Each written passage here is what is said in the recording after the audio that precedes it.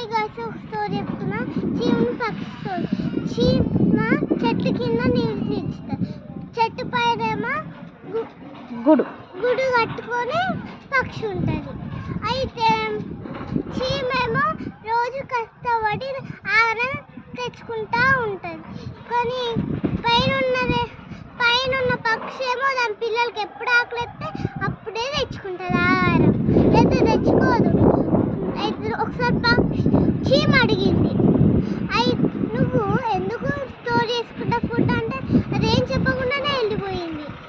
అయితే అప్పుడు చాలా వర్షం పడ్డది. మా పిల్లలు ఆకలి ఎత్తుంది అని వద్దుతా ఉన్నారు. కింద నుంచి చీమ చూసి అయ్యో పాపం అని పక్షిని పిలిచి కొంచెం మీ ముగ్గురు తినండి అని ఇచ్చింది. ఒకసారి ఇంకోసారి మీ స్టోరీ వేసుకుంటా ఖచ్చితంగా అని ఫ్రెండ్స్ అయింది.